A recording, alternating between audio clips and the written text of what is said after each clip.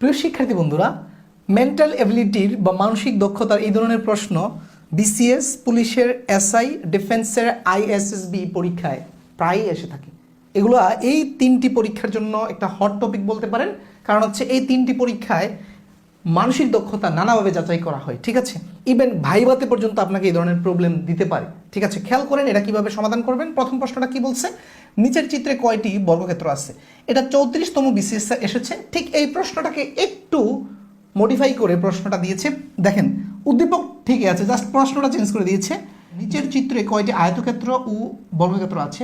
এটা 33তম, 35তম, 37তম তিনটি বিসিএস এসেছে। চিন্তা করেন যে বিসিএস এর মতো এরকম একটা গুরুত্বপূর্ণ চাকরির পরীক্ষায় পরপর মানে তিনবার চিন্তা করেন যে রিপিট হয়েছে প্রশ্নটা, হুবহু প্রশ্নটা। খেয়াল করেন, তো এটা বোঝার চেষ্টা করেন। কিভাবে বুঝবেন এই প্রশ্নটা? খুব সহজে বুঝতে পারবেন।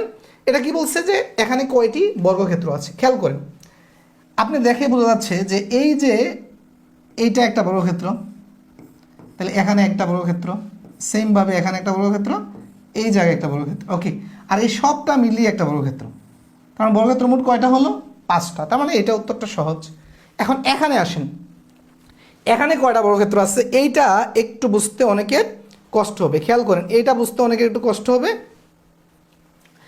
এখানে প্রথমে বর্গক্ষেত্র আমরা এই যে 5টা বর্গক্ষেত্র, এখানেও 5টা বর্গক্ষেত্র আছে। তার মানে 5টা বর্গক্ষেত্র কোথায় আছে খেয়াল করেন, দ্বিতীয় অপশনটা হচ্ছে বর্গক্ষেত্রের। তার মানে এখানে 5টা বর্গক্ষেত্র আছে, এই জায়গায় 5টা বর্গক্ষেত্র আছে। তার মানে বি অথবা সি হতে পারে উত্তর। এরপরে আসেন আয়তক্ষেত্রটা কীভাবে বের করব। এখানে আপনি যদি তাকান অ্যাট এ গ্ল্যান্স আপনি কোনো আয়তক্ষেত্র দেখতে পাবেন না, কিন্তু একটু যদি আপনার মনে করেন নিখুঁত দৃষ্টি দেন, হ্যাঁ একটু চিন্তার দৃষ্টি দেন, তাহলে দেখতে পারবেন। খেয়াল করেন তো, এই যে এখানে একটা আয়তক্ষেত্র আছে কিনা, এখানে একটা আয়তক্ষেত্র আছে। তারপরে খেয়াল করেন এই জায়গায় আরেকটা আয়তক্ষেত্র আছে, আয়তক্ষেত্র আছে। এইগুলো দুইটা আয়তক্ষেত্র, আরও দুইটা আয়তক্ষেত্র আপনাদেরকে একটু দেখাতে হচ্ছে। খেয়াল করেন, আমি যদি এইভাবে চিন্তা করি, তাহলে এইভাবে চিন্তা করলে আরও একটা আয়তক্ষেত্র পেলাম, 3টা হলো। এইভাবে চিন্তা করলে আরও একটা আয়তক্ষেত্র পেলাম, 4টা হলো। তার মানে এখানে 4টা আয়তক্ষেত্র আছে আর 5টা বর্গক্ষেত্র আছে। তাহলে অপশন হচ্ছে বি। বুঝতে পেরেছেন? এটা আপনি যদি ওইভাবে আপনার মেন্টাল এবিলিটি থাকে, মেন্টাল এবিলিটি মানে মেন্টাল এবিলিটি, এগুলো কোনো মুখস্থ করে কমন পাওয়ানো যাবে না।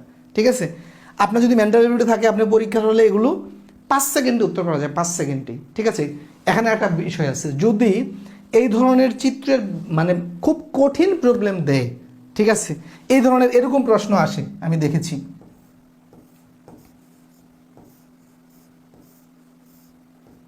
এই ধরনের ক্ষেত্রে বলা থাকে কয়টি আয়তক্ষেত্র আছে, এগুলো কখনোই ধরতে যাবেন না, গণে শেষ করতে পারবেন না, কোনো লজিক দিয়ে পারবেন না, কিছুই না।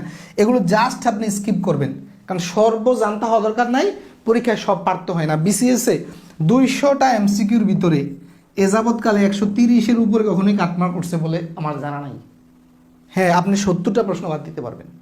এই ধরনের প্রশ্ন কখনোই ধরবেন না, সব ধরতে গেলে কুলাইতে পারবেন না। তাই এই সহজগুলো যেন পারেন, অ্যাটলিস্ট সেই চর্চাটা একটু করবেন বাসায়। আর সেই ধরনের ভিডিও যদি নিয়মিত পেতে চান, তাহলে আমাদের পেজে ফলো দিয়ে রাখেন। কোর্স করতে চাইলে ইনবক্স করেন। আল্লাহ হাফিজ।